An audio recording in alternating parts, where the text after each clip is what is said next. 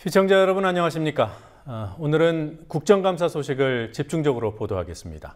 그리고 뉴스 리뷰와 뉴스혹을 통해서도 중요하고 다양한 소식 전해드립니다. 10월 13일 월요일 뉴스K 잠시 후에 시작하겠습니다.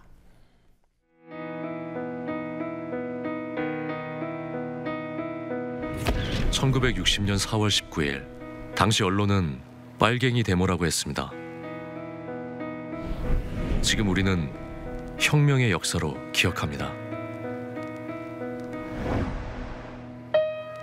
1980년 5월 18일 당시 언론은 불순분자의 폭동이라 했습니다. 지금 우리는 독재에 항거한 정의의 역사로 기억합니다. 1987년 6월 10일 당시 언론은 대학생 가두 시위라 했습니다. 지금 우리는 민주주의를 쟁취한 감격의 역사로 기억합니다.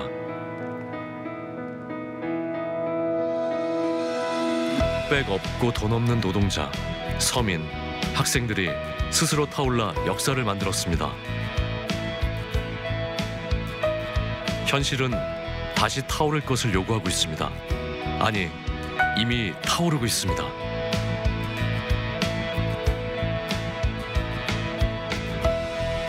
빨갱이를 종북으로, 불순분자를 외부 세력으로, 언론은 말만 바꿨을 뿐 역사를 부정하고 있습니다. 2014년 4월 1일 국민TV가 개국한 이유입니다. 국민TV는 역사를 역사로 기록하겠습니다.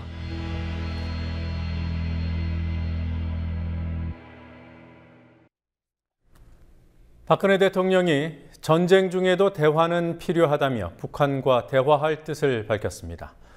정부는 대북 전단 살포를 막는 방법을 이야기하기 시작했습니다. 그러나 대표적인 친박근혜 인사인 이완구 원내대표는 남북 국회회담을 추진하겠다는 국회의장의 구상에 대해 혼자 불쑥하겠다고 하면 안 된다며 노골적으로 불만을 드러냈습니다. 국회 국정감사에서는 KBS 이사장을 증인으로 불러야 한다는 야당의 요구를 여당 의원들이 반대하고 나섰습니다. 국회 중계 카메라 나가 있습니다. 곽바 PD, 대화를 하는 쪽으로 한 발 떼었던 남북관계가 남북의 최근 공중 총격전 때문에 다시 긴장 국면으로 들어가지 않았습니까? 박근혜 대통령이 일단 대화 쪽으로 방향키를 다시 틀었어요. 네, 박근혜 대통령은 오늘 통일준비위원회 전체 회의에서 전쟁 중에도 대화는 필요하다는 말이 있듯이 한반도 긴장 완화와 평화 정착을 위해 대화는 지속돼야만 한다고 말했습니다. 박 대통령은 천안함 사건 이후 남북의 교류 협력을 전면 중단시켰던 오이사 조치에 대해서도 취임 후 최초로 언급했습니다. 이 부분 잠시 들어보시겠습니다. 고위급 접촉을 남북관계 개선의 기회로 삼아야 합니다. 지금 핫 이슈인 오이사 문제 등도 남북한 당국이 만나서 책임 있는 자세로 진정성 있는 대화를 나눠 풀어가야 합니다. 이에 따라서 이달 말이나 다음 달 초에 열기로 한 남북 고위급 접촉에서 남북 관계의 최대 장애물인 오이사 조치 해제 문제가 논의될 가능성도 있어 보입니다. 북한 경비정이 NLL을 넘어왔던 일이나 대북 전단 살포에 대한 북한의 총격 등이 있었지만 대통령이 대화를 강조한 건 북한이 대화 분위기를 깨려고 그런 행동을 한 건 아니라는 판단이 있기 때문인 것으로 풀이됩니다. 새정치민주연합 유기용 수석 대변인은 오이사 조치의 대화로 풀자고 구체적으로 언급한 것에 대해 진일보했다고 평가한다면서 오이사 조치 해제를 검토하고 선제적 결단을 내리는 단계까지 이어져야 할 것이라고 말했습니다. 그리고 통일부는 대북 전단 살포를 제한할 수도 있다는 뜻을 내비쳤습니다. 이 말을 뒤집어서 보면 그동안에도 제한할 방법이 있었다는 그런 뜻 아닌가요? 그렇습니다. 제한할 방법이 있기도 하고 실제로 이명박 정부 시절인 재작년 10월에 경찰이 대북 전단 살포를 불허하고 임진각 진입로를 전면 통제한 전례도 있었습니다. 그 후에 정부는 표현의 자유를 보장해야 한다면서 전단 살포를 막지 않다가 지난주 공중 총격전과 오늘 오전 대통령의 대화 지속 발언이 나온 후에야 비로소 살포를 제한할 수 있다는 뜻을 내비쳤습니다. 임병철 통일부 대변인은 오늘 과거 경찰이 전단 살포 단체에 해당 지역 출입을 자제시키거나 우리 정부 인원이 해당 단체를 설득해 귀가시키는 안전 조치를 취한 적이 있어 앞으로 필요할 때 그런 조치가 취해질 수 있다고 말했습니다. 전단 살포에 대해서는 새누리당 김무성 대표도 그제 우리가 피해를 입는다면 우리 국민의 손해라면서 살포 자제를 요청한 바 있습니다. 야권에서는 전단 살포를 반대하는 발언이 여러 번 나왔는데요. 문재인 의원은 오늘 표현의 자유도 국가 안전보장, 사회 질서, 공공복리에 명백하고 현존하는 위험이 있을 경우 제한할 수 있다며 이명박 정부 때도 살포를 불허했던 적이 있다고 강조했습니다. 박근혜 대통령은 대화에 방점을 찍었지만 친박근혜계죠. 여당 원내대표는 국회의장의 남북 국회회담 추진 구상에 대해서 반응이 그리 흔쾌하진 않았던 것 같아요. 그렇습니다. 지난 토요일 정의화 국회의장이 다음 달 말까지 북한 측의 남북 국회회담을 정식 제안할 방침이라고 밝히면서 논란이 시작됐습니다.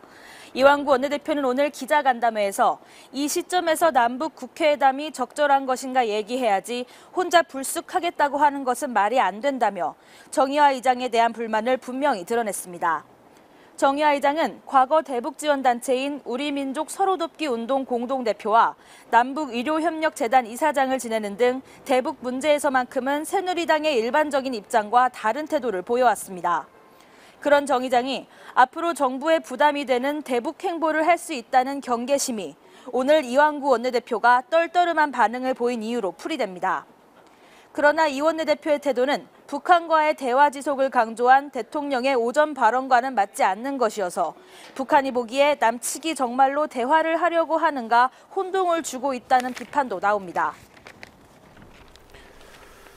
정홍원 국무총리가 오늘 민주연합 문희상 비대위원장하고 우윤근 원내대표를 만났죠. 제1야당 새 지도부를 만난 총리, 어떤 얘기를 했습니까? 네, 총리와 민주연합 새 지도부가 처음 만나는 자리여서 분위기는 화기애애했지만 서로가 바라는 점이 다르다는 점은 확실히 했습니다. 정홍원 총리는 정부조직법 개정안과 내년도 정부 예산안의 통과를 당부했습니다.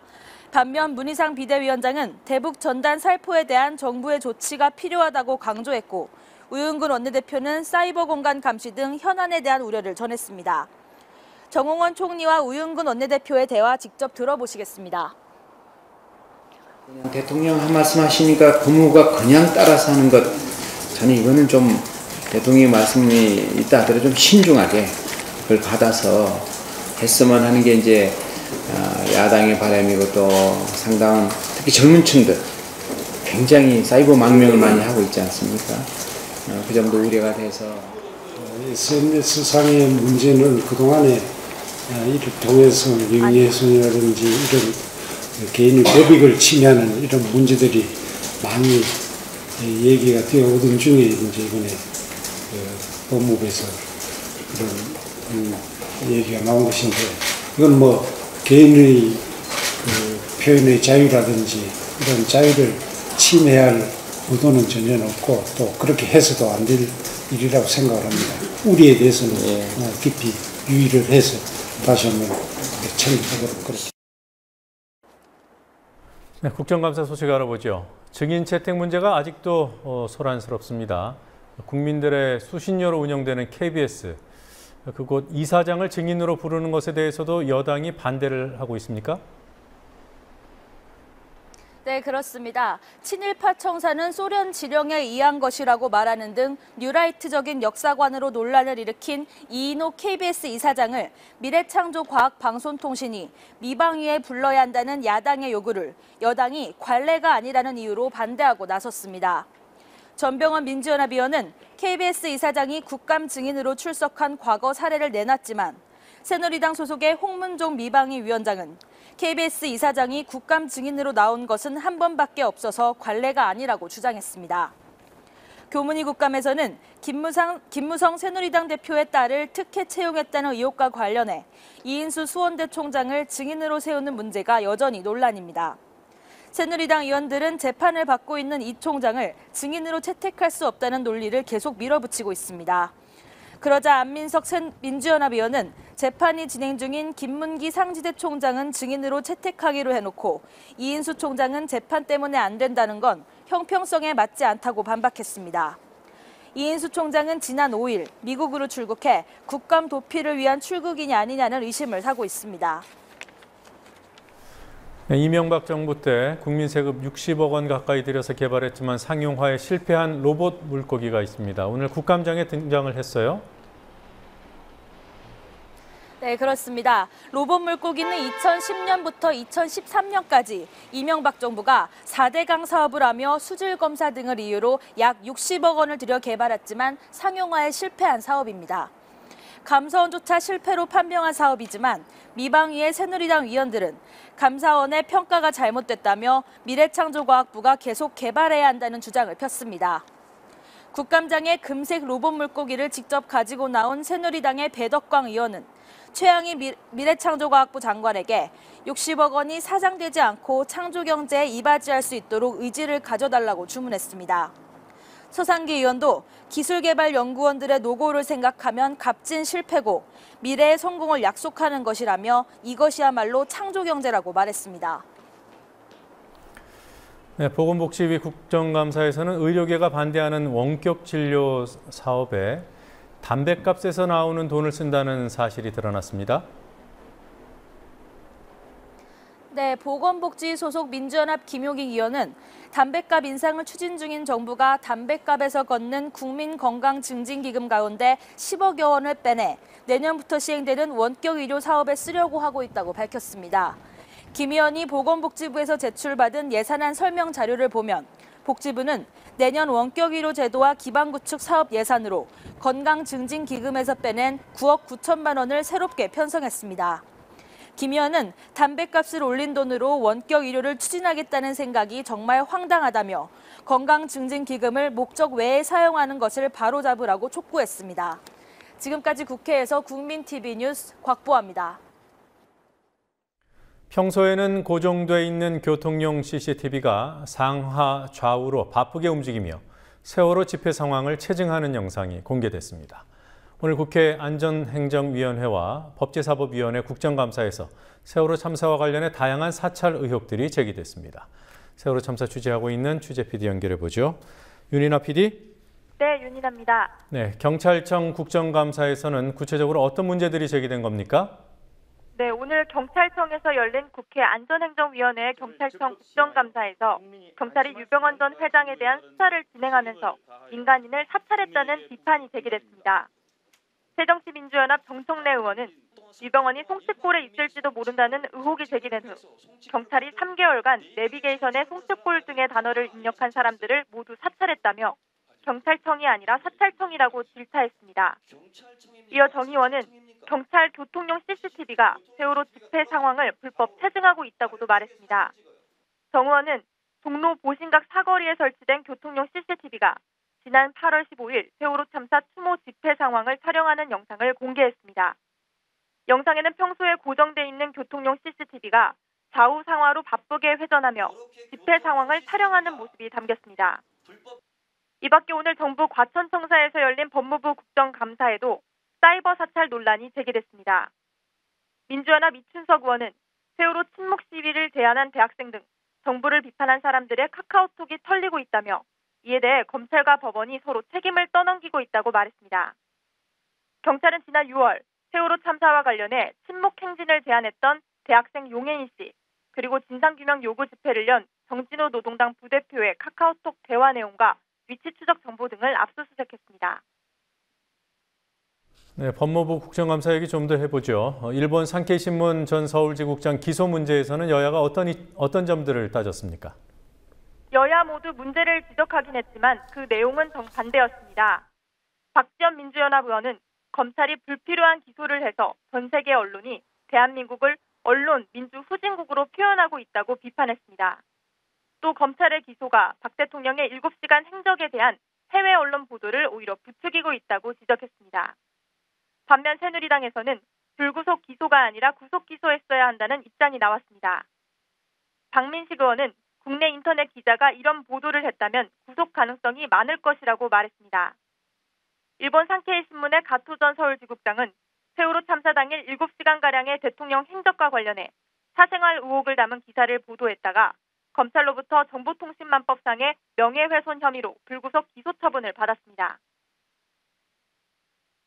여야가 이달 말까지 처리하기로 한 세월호 특별법 협상에 대해서 알아보겠습니다. 새정치민주연합과 가족대책이 오늘로 예정됐던 면담이 왜 연기된 겁니까? 네, 당초 새정치민주연합 우윤금 원내대표와 가족대책위가 국회에서 만날 예정이었지만 가족대책위 측이 면담을 연기하면서 미뤄졌습니다. 가족대책의 법률대리인 박주민 변호사는 오늘 면담이 가족들 일정으로 인해 미뤄졌고 이번 주 내에 여야 모두를 만나 특별법에 대해 논의할 예정이라고 말했습니다. 여야는 이번 달 말까지 처리하기로 한 세월호 특별법 협상에 속도를 낼 것으로 보입니다. 새정치민주연합 우윤금 원내대표는 어제 취임 후 첫 외부 일정으로 안산 합동 분향소를 방문해 조의를 표한 후 이번 주 중에 당내 의견을 모아 세월호 특별법 TF를 구성하겠다며 여당과의 협상에 속도를 내겠다는 의사를 밝혔습니다. 새누리당 이영구 원내대표도 오늘 최고위원회의 직후 기자간담회에서 여야가 현 시점에 크게 의견 차이가 있을 것 같지 않다며 특검 후보군 추천 문제나 특검 추천위 구성 등이 대충 정리됐다고 말했습니다. 새누리당 이완구, 민주연합 우윤금 원내대표는 내일 국회에서 만나 세월호 특별법과 정부조직법 등 이에 대해 논의할 예정입니다. 지금까지 국민TV 뉴스 윤희나입니다. 강원도 삼척시가 자체적인 주민투표를 통해 압도적인 원전 반대 입장을 확인했지만 정부는 여전히 원전 강행 의사입니다. 오늘 국정감사장에 나온 윤상직 산업통상부 장관은 주민투표에 법적인 효력이 없다는 입장을 되풀이했습니다. 원전 건설이 진행 중인 경북 영덕에서도 주민투표 움직임이 나타나고 있는 상황이어서 정부가 물러설 수 없다고 판단한 것으로 보입니다. 국회 취재 PD 나가 있습니다. 김지혜 PD. 네, 김지혜입니다. 네, 오늘 국감에서 산업통상자원부 장관과 삼척시장이 만났습니다. 아직 증인신문 진행 중인 겁니까? 네, 오늘 저녁 8시 20분 무렵 시작된 증인신문은 아직 진행 중입니다. 오늘 산업통상자원부에 대한 국정감사에서 원전 유치에 반대하는 김양호 삼척시장과 유치를 신청했던 김대수 전 삼척시장, 그리고 주무부처인 산업통상자원부의 윤상직 장관이 만났습니다. 반대가 압도적으로 많았던 지난 9일 주민투표 이후 첫 대면입니다. 김양호 시장은 국감에서도 이번 주민투표가 민의를 대표하는 효력이 있음을 다시 한번 강조했습니다. 김대수 전 시장은 주민서명부의 위조 사실을 묻자 필적 감정 등을 통해 확인해야 한다며 반발했습니다. 한편 윤상직 산자부 장관은 오늘 국감에서 주민투표에 대해 매우 심각하게 생각하고 있다면서도 법적 효력이 없다며 원전을 강행하겠다는 입장을 고수했습니다. 원전과 관련된 여야 의원들의 질의 내용을 살펴보도록 하죠. 어떤 발언들이 나왔습니까? 야당 의원들은 삼척 주민투표 결과를 바탕으로 삼척 원전을 중단하라고 요구했습니다. 장관께서 그리고 박근혜 대통령께서 그리고 이번에 문제도 차관도 그 얘기를 하셨더군요. 원전 건설과 같은 이런 중대한 문제는 주민 수용성을 제일 우선에 놓겠다. 그렇게 말씀하시지 않았습니까? 그러면 주민 수용성의 결과로 이거보다 더한 주민의 의사가 반영된 게 무엇이 있습니까? 주민이 이렇게 의사표현을 했습니다. 다수가 원전 건설 원하지 않는다. 여당 의원들은 뜻이 갈렸습니다. 전하진 새누리당 의원은 원전이 비싸고 위험하다며 반대 의견을 밝혔습니다. 반면 홍지만, 김한표, 정수성 의원 등은 정부가 나서 원전의 안전성을 적극적으로 홍보하라며 산자부에 힘을 실었습니다. 자, 경북 영덕에서도 원전 문제로 주민투표할 가능성이 있다고 하더군요. 영덕도 주민 의사가 잘못 반영됐다는 겁니까? 네, 원전 유치 신청 당시에 영덕 군민들의 의사가 제대로 반영되지 않았다는 주장이 나옵니다. 경북 영덕은 지난 2011년 삼척시와 함께 원전 후보지로 선정된 곳입니다.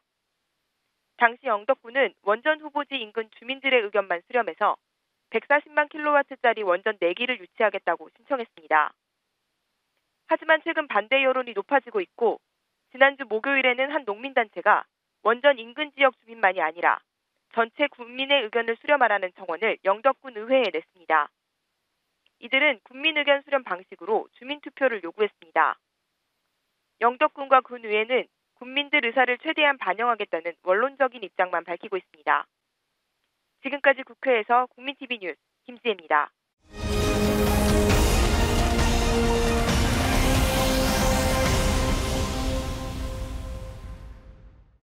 KB금융 어윤대, 하나금융 김승유, 우리금융 이팔성, 그리고 신한지주 라응찬.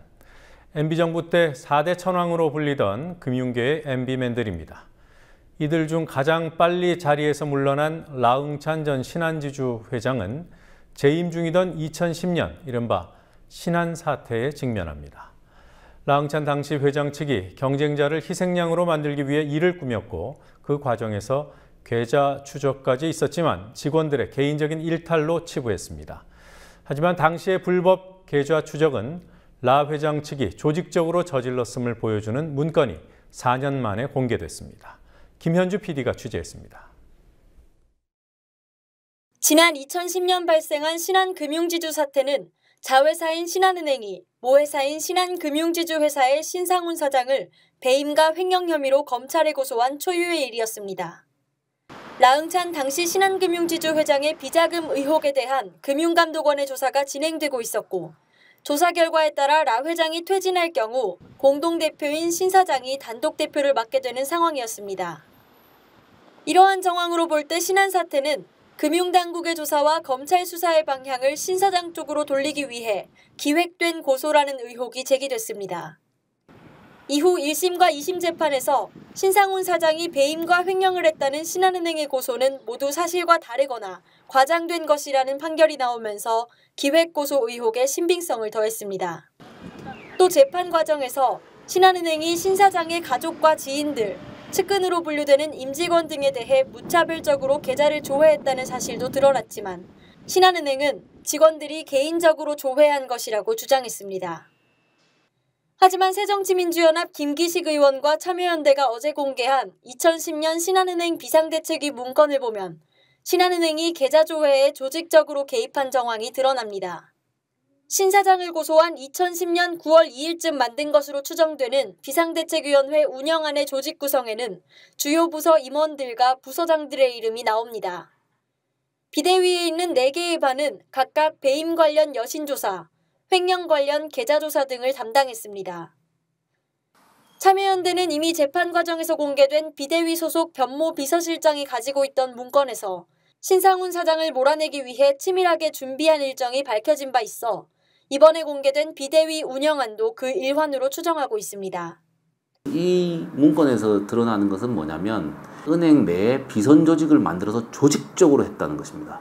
나응찬과 이백순 씨 측의 사람들이 모여서 신상훈 씨 측 사람들을 공격하기 위해서 조직적으로 계좌 조회를 한 것이 아닌가 하는 생각이 들고요.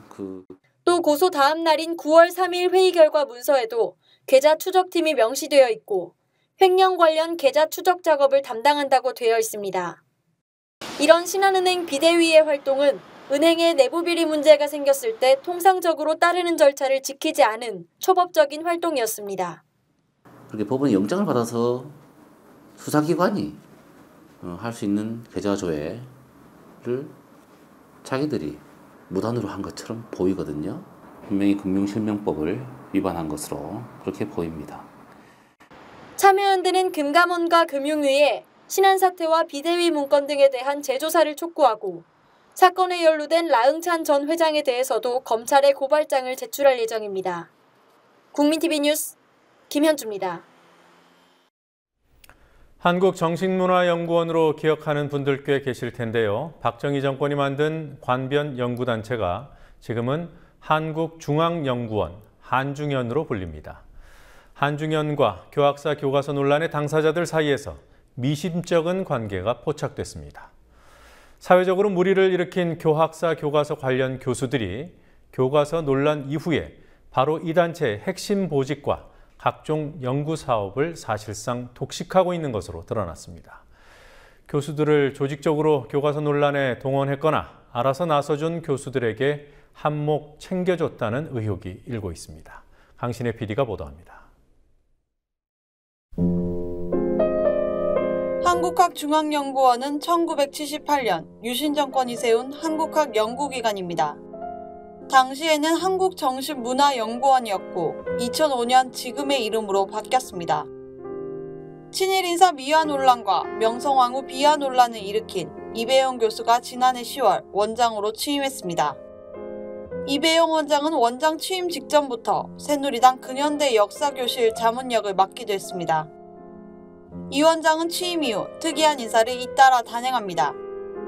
교학사 교과서 논란 때 전면에 나섰던 교수들을 요직에 중용했습니다. 우선 교학사 교과서 집필진에 대한 지지선언, 이른바 지식인 선언에 참여했던 교수들 2명을 취임 당일인 지난해 10월 8일 기획처장과 장서각 관장에 임명했습니다.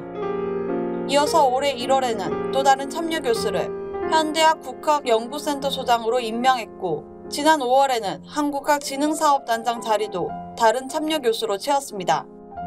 이미 지난해 8월 연구처장에 박모 교수가 임명된 것까지 포함하면 지식인 선언에 참여한 한중현 소속 교수 9명 중 5명이 보직을 챙겼습니다. 교학사 교과서 주요 집필진으로 참여한 한중현의 권희영 교수와 정영순 교수 역시 요직을 차지했습니다. 정영순 교수는 지난 3월 한중현 부설기관인 한국학대학원의 교학처장으로 임명됐고 권희영 교수는 지난 5월 한국학대학원장 자리를 꿰찼습니다.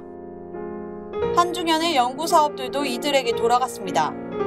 지식인 선언에 참여하고도 보직을 받지 못한 4명 중 3명이 10억 원의 예산으로 추진되는 광복 70주년 연구사업에 참여하고 있습니다.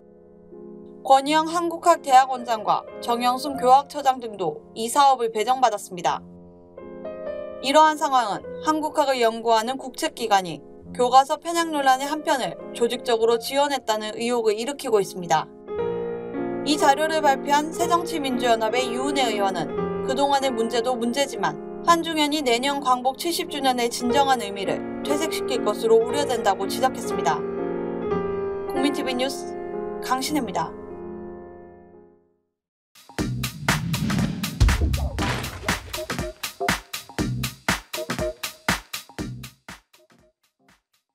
국민 안전에 대한 대처 문제가 대두된 가운데 정부는 미개해! 다음 소식입니다. 미국 메이저리그에서 뛰고 있는 추신 선수는 잘해! 현 정부는 좀 잘해!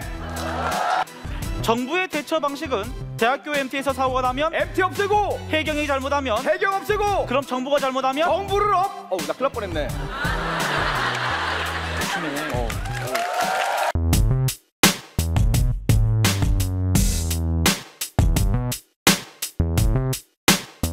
박근혜 대통령은 도대체 왜? 민감해. 왼팔을 잡고 말하는 걸까요? 이러한 문제들로 국민들이 혼란스러운 가운데 박근혜 대통령은 과연 민감해요. 이런 심각한 양극화에 대해서 박근혜 대통령께서는 과연 위험해요.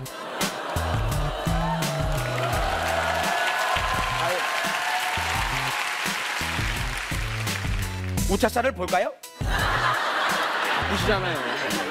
금요일 밤 11시 20분인데 참 잘 넘어가시네. 자, 이렇게 인사 문제가 또 터졌을 때 대통령께서는 캐나다 순방 중 윤창중 전 대변인이 사고를 쳤을 때도 대통령께서는 미국 순방 중 문창국 국무총리 후보자가 논란이 됐을 때도 대통령께서는 아시아 순방 중 이렇게 민감할 때마다 해외에 계시는 박근혜 대통령은 과연 민감해요.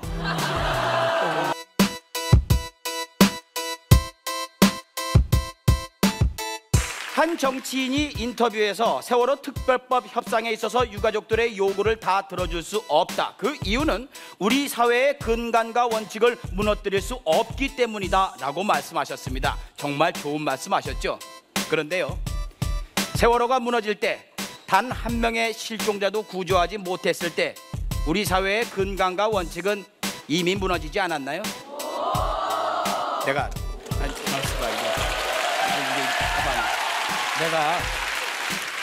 뭐라고 자꾸 이런 얘기를 하지? 나 불안해 죽겠다. 나 하던 프로그램에서 전화 왔어. 다른 사람을 교체한다고. 여러분, 정치 비판이 가능한 사회가 건강한 사회라고 하죠. 요즘 저희 LTE 뉴스가 각종 신문 기사에 오르내리고 많은 분들이 격려를 해주시고 응원을 해주실수록 저희 둘은 불안해.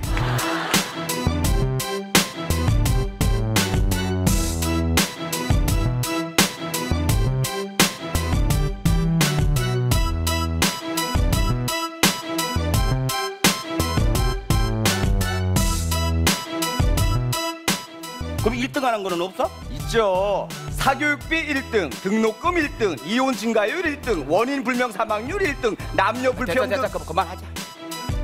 근데 원인 불명 사망률 1등은 뭐야? 우리가 말 조심해야 된다는 뜻 아니에요? 우리가 말 조심해야 된다는 뜻 아니에요?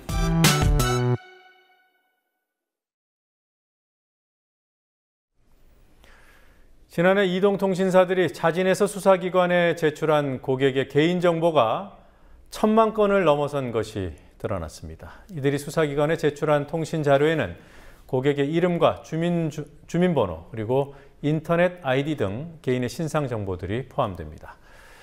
미래부는 이동통신사들이 혹시라도 소송에 휘말릴까 봐 구체적 자료는 공개하지 않겠다는 입장입니다. 노지민 PD와 함께 좀 더 상세히 알아보도록 하죠. 어서 오십시오. 안녕하십니까. 이게 1,000만 건 이게 정말 맞는 수치입니까? 네, 이동통신사들이 국정원, 경찰 등 정보수사기관에 제출한 통신자료가 지난 한 해에만 1,000건이 넘었던 것으로 확인됐습니다. 지금 보시는 화면은 지난 2008년부터 2013년까지 이동통신사가 정보수사기관에 제출한 통신자료 현황입니다. 2008년 563만 건대였던 통신자료 제출 건수는 증감을 반복하다가 현 정부 들어서 1,000만 건을 넘어섰습니다. 1,551만 9,586건, 그러니까 하루 평균 3만 건에 가까운 통신자료들이 수사기관에 제출된 겁니다. 네, 좀 믿기 어려운데요. 이 통신자료에는 어떤 정보들이 포함됩니까? 네, 고객의 이름, 주민등록번호, 주소, 전화번호, 인터넷 아이디와 가입 및 해지일이 통신자료에 포함됩니다. 통신자료를 요청할 땐 법원 영장이 필요 없습니다. 따라서 인터넷 사업자들은 2012년 말부터 통신자료 제출을 중단했습니다.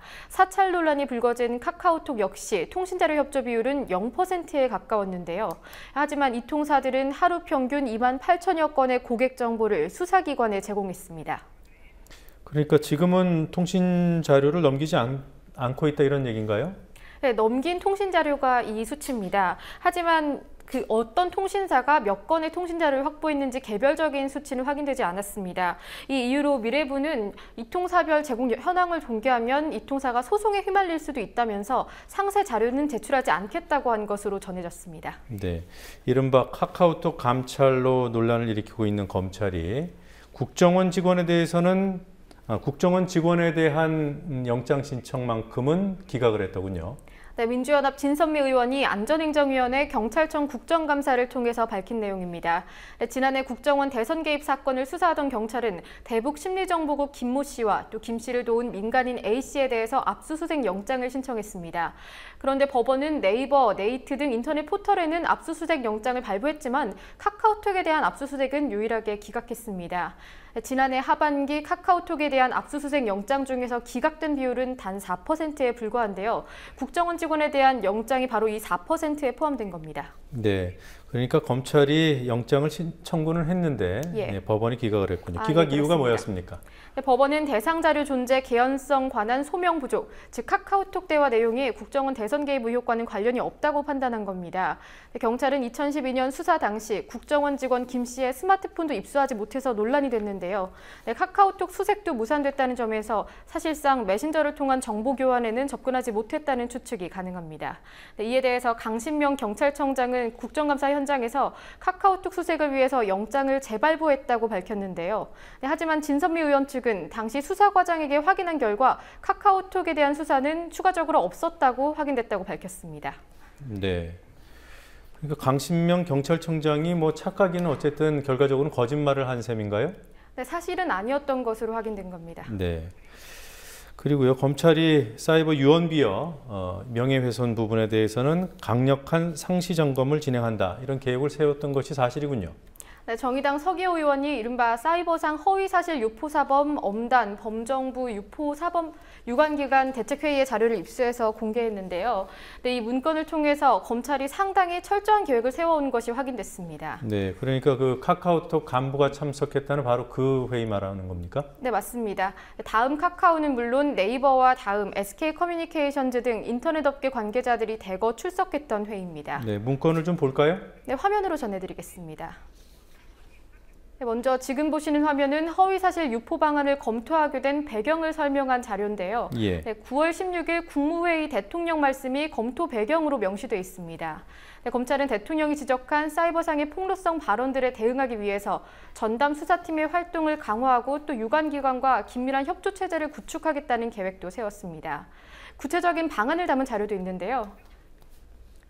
이 자료의 2번을 보시면 전담 수사팀이 포털사와 한라인을 구축해서 실시간 정보와 관련 자료를 공유하는 한편 문제의 글은 포털사에게 직접 삭제하도록 요청한다고 돼 있고요.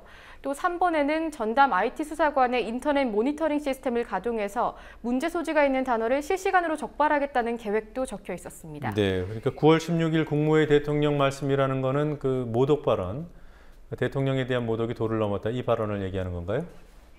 네, 그렇습니다. 네, 검찰 측 입장이 나왔어요? 네, 아직까지 공식 입장이나 해명이 나오지는 않았습니다. 네, 검찰은 오는 16일 국정감사를 통해서 입장을 밝힐 것으로 보입니다. 네. 자, 다음 소식 알아보죠. 얼마 전에 저희 보도했습니다마는 석유공사 그 자원 외교하면서 헐값 매각 논란을 일으켰던 바로 그 사안인데 이 책임이 최경환 경제부총리에게 있다 이런 지적이 있습니까? 네, 민주연합 전순옥 의원이 산업부 국정감사에서 주장한 내용입니다. 전 의원은 캐나다 하베스트 자회사에 끼워 팔기로 손해가 컸던 석유공사가 자회사 날사를 헐값 매각하는 것에 관해서 국회에 보고하지 않아 왔다고 지적했는데요. 애초에 하베스트사의 인수사업이 지난 MB정부 당시 지경부 장관이었던 최 부총리가 진두지휘했던 것이라면서 최경환 부총리가 은폐의 배후라고 주장했습니다. 네, 아직은 주장과 지적의 수준이군요. 예. MB정부 당시에 해외 자원 개발 추진했던 공기업들 현재 부채가 어느 정도입니까? 네, MB정부 당시 5년간 69개 해외 자원 개발 사업을 추진하면서 26조 원을 투자했습니다. 그런데 2013년 말을 기준으로 석유공사는 180%, 광물자원공사는 250%, 가스공사의 경우에는 무려 389%의 부채 비율을 기록했습니다. 네. 자, 이것도 또 대통령 친인척 특혜 의혹이 또 불거졌는데요. 이번에는 박근혜 대통령의 이종사촌 일가, 그러니까 정확히는 외조카라고 하더군요. 어떤 특혜를 받았다는 의혹이 제기되는 겁니까? 네, 컴퍼니 K 파트너스라는 기업이 정부 주도 모태펀드 4개를 관리하는 운용사로 선정됐는데요. 예. 박 대통령의 외사촌 조카인 정원석 씨가 대표이사인 금보개발이 이 기업의 일대 주주인 것으로 확인됐습니다. 정 대표는 고 유경수 여사의 언니인 유긴수 씨의 딸이 낳은 장남으로 박 대통령에게는 이종사촌 조카가 됩니다. 그러니까 이종사촌의 아들이기 때문에 예. 외조카가 되겠군요. 예. 자, 선정 과정에서 특혜 의혹 제기되는 이유를 좀 구체적으로 살펴보죠. 네, 박근혜 대통령 취임 이후 컴퍼니 K 파트너스의 펀드 운용액 증가 추이를 보면 좀 쉽게 이해하실 수 있을 것 같습니다. 먼저 지난해 2월 25일 박근혜 대통령이 취임한 뒤 올해 3월에는 대표이사로 정원석 씨가 있는 금보개발이 컴퍼니 K의 최대 주주가 됐고요. 올해 5월과 6월 사이 정부 펀드 운용사로 컴퍼니 K 파트너스가 4건의 펀드를 운용하게 됩니다. 이 펀드 운용액이 증가하는 추이를 보면 박 대통령 취임 이후부터 증가하기 시작해서 정원석 씨가 대표이사로 있는 금보개발이 최대 주주가 되면서부터는 운용액이 폭증하게 됩니다. 따라서 2012년 1,000억 원 수준이었던 컴퍼니 K의 펀드 운용액은 지금 현 시점에서는 2,020억 원에 상당하게 됐습니다. 네, 자, 월 평균 신규로 전세자금 대출 나가고 있는 돈이 1조 원을 돌파했어요. 네, 올해 1월부터 8월 사이 전세자금 대출 규모가 10조 4천억 원으로 집계됐습니다. 즉 매달 1조 3천억 원씩 신규 대출이 폭증하고 있다는 해석이 가능한데요. 네, 또한 전세자금 대출 잔액, 즉 신규 대출 금액에서 대출 상환액을 뺀 금액은 2012년에 12조 8천억 원이었던 것이 올해 들어서는 20조 원 이상 증가했습니다. 전세 가격이 폭등하는 한편 가계부채 역시 늘어나고 있다는 점에서 렌트푸어 문제는 더 심각해질 것이라는 우려가 제기되고 있습니다. 네. 그리고 MBC 그래픽 화면 중에 문제 있는 화면이 있다고 해요. 일베의 그림자다 이런 표현들을 하더군요. 어떤 내용입니까? 네, 지난 주말 MBC 섹션TV 연예통신이 영화배우 차승원 씨의 아들 차모 씨의 친부 관련 논란을 전하면서 친부라고 나선 A씨를 실루엣으로 묘사했는데요. 그런데 이 실루엣이 고 노무현 전 대통령 영정사진의 윤곽선과 일치하는 것으로 확인됐습니다. 시청자들은 고인의 명예를 훼손했다고 지적하는 한편 이 이미지가 이른바 일베 이미지라면서 제작진을 비판하고 있습니다. MBC 홍보팀은 중년 남성 이미지를 인터넷에서 검색했을 뿐이라면서 제작진의 공식 사과는 없을 것이라고 밝혔습니다. 네. 지금 MBC 홍보팀의 해명대로 중년 남성을 검색하면 이런 이미지가 나옵니까? 네, 남성 실루엣이라는 검색어로 이미지를 찾아봤더니 쉽게 검색 결과가 눈에 띄지는 않았습니다. 한편 일간베스트 사이트에서 노 전 대통령의 영정사진을 활용한 바로 그 실루엣 이미지를 찾을 수 있었습니다. 이 게시글을 보면 기레기들이 급할 때마다 A씨로 검색한 남성 실루엣을 사용한다면서 노 전 대통령의 실루엣에 A씨라는 제목을 달아서 퍼뜨리자는 내용입니다. 실제로 A씨로 검색한 결과 음영으로 처리한 노 전 대통령의 영정사진이 검색됐고요. 또 김대중 전 대통령으로 보이는 이미지도 검색됐습니다. 이 이미지를 위해 마우스 커서만 올려둬도 출처가 일베닷컴이라는 것은 한눈에 확인할 수 있습니다. 네, 일베의 의도에 말린 것인지 아니면 의도가 있는 것인지는 아직 모르겠습니다만 네. 그 이미지가 쓰였다는 것만큼은 사실이군요. 네, 그렇습니다. 그리고 지난해 그 유명화가 밤로스와 노 전 대통령의 얼굴을 합성한 사진, 그것도 출처가 일간베스트였죠? 네, 그렇습니다. 또 MBC는 이전에도 고 김근태 민주당 상임고문, 문재인 의원 등 야권 인사들의 음영사진을 사용해서 논란이 됐습니다. 네, 이번에 섹션TV가 고인의 영정사진, 그것도 일베 이미지를 고의적으로 사용했다고 단언할 수는 없을 겁니다. 하지만 MBC가 음영사진으로 곤욕을 겪은 게 한두 번이 아니라는 점에서 단순한 실수라고만 넘어가기는 어려워 보입니다. 네, 여기까지 보겠습니다. 수고했습니다.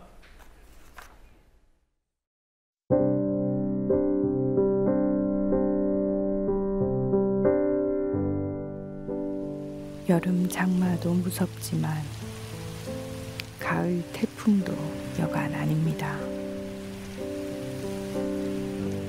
일본을 관통한다는 태풍 영향으로 가을 비와 바람을 보겠습니다.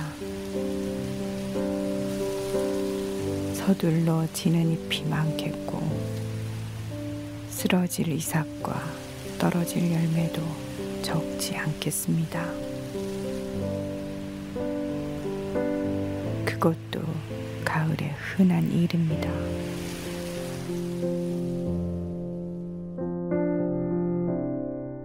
대비하셨는지요? 밖에 널어둔 토란대를 집 안으로 들여놓고 왔습니다.